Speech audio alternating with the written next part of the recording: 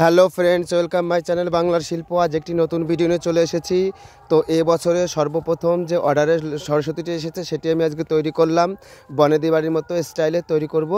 তো চলো বেশি কথা না বলে ভিডিওটি শুরু করি। তো দেখো, প্রথমে আমি মায়ের বডিটা তৈরি করে নিয়েছি। তৈরি করে নিয়ে মায়ের পা দুটি কোনো রকম লাগিয়ে নিয়েছি।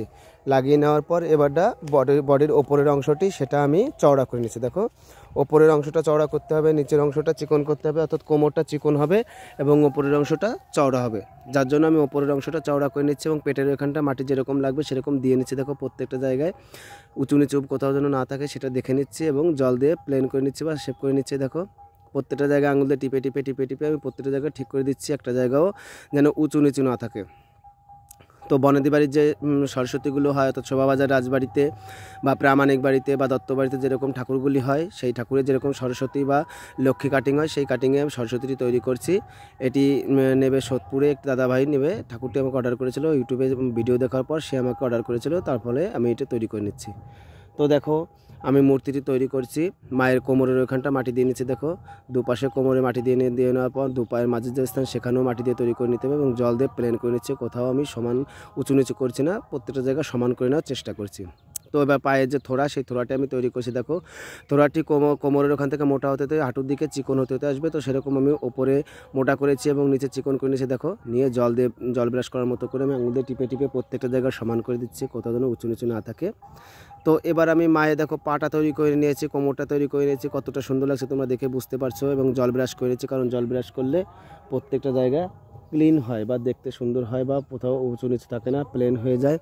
তো আমি সেরকম করে নিচ্ছি। করে নেওয়ার পরে এবার মায়ের বুকটি লাগিয়ে নিচ্ছি। দেখো, তো বুকটি যখন লাগাবে তোমরা অবশ্যই খেয়াল করবে কিন্তু একটি বুকও যেন ছোটো বড়ো না হয়, অসমান না হয়, দুটোই যেন সমান হয়। তো বুকটি আমি প্রথম বা পাশের বুকটি লাগিয়ে নিচ্ছি। তোমরা যারা এই কাজটি করো তারা অবশ্যই ভিডিওটি মনোযোগ সহকারে না টেনে দেখবে, কারণ কাজটি যদি তোমাদের শিখতে হয় বা করতে হয় তাহলে অবশ্যই ভিডিওটা তোমাদের সম্পূর্ণ দেখা প্রয়োজন। আর যদি এমনি দেখতে হয় তাহলে তোমরা এমনি দেখতে পারো, কিন্তু কাজটি শিখতে হলে অবশ্যই ভিডিওটি না টেনে সম্পূর্ণ ভিডিওটি দেখা প্রয়োজন। দেখো, মায়ের ডান পাশের যে বুকটি সেটা আমি তৈরি করে নিচ্ছি। দুটো বুকই সমান করে নিলাম। দেখো, কোথাও কোনোটা ছোটো বা কোনোটা বড় নেই।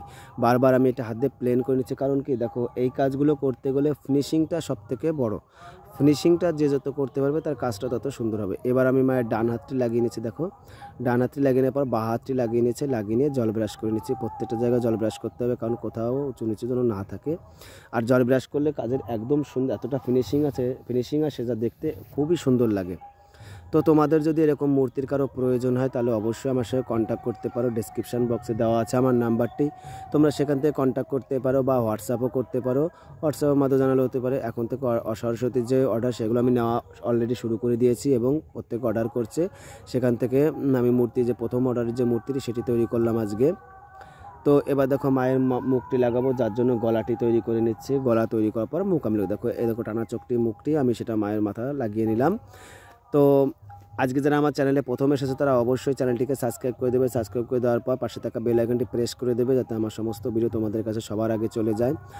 আর বিশেষ করে যারা কমেন্টের মাধ্যমে আমাকে দামটা জিজ্ঞাসা করে তাদের কাছে প্লিজ তোমরা কমেন্টের মাধ্যমে তোমার দামটা জিজ্ঞাসা করবে না। ডেসক্রিপশান বক্সে দেখবে আমার নাম্বার দেওয়া আছে, সেখান থেকে তোমরা হোয়াটসঅ্যাপ করতে পারো, কল করতে পারো, এনি টাইম যে কোনো সময় তোমরা করতে পারো। আমি চেষ্টা করব তোমাদের কলটা নেওয়ার জন্য বা SMS-এর উত্তর দেওয়ার জন্য। তো দেখো, আমি মায়ের কানটি এবার তৈরি করছি, কান তৈরি করে নিচ্ছি। প্রথমে বাঁ পাশের কানটি তৈরি করে নিচ্ছি। এটি যে ধরনের মূর্তি তার জন্য কানটি একটু বড় করতে হবে।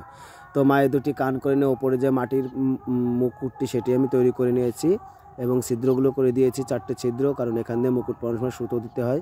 তো এবার মায়ের আঙুলটি দেখো তৈরি করছি। তো ডান হাতের আঙুল প্রথমে আমি তৈরি করে বাঁ হাতের আঙুলটিও লাগিয়ে নিয়েছি। দেখো, দুটো আঙুল লাগানো হয়েছে।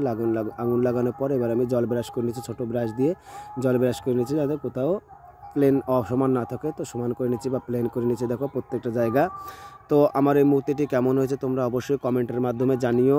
আর যদি এরকম মূর্তির প্রয়োজন হয় অবশ্যই তোমরা কন্ট্যাক্ট করো। তো আজকের মতো এখানে রাখছি, আগামীকাল আবার দেখাবো অন্য ভিডিও নিয়ে। ততক্ষণ ভালো থেকো।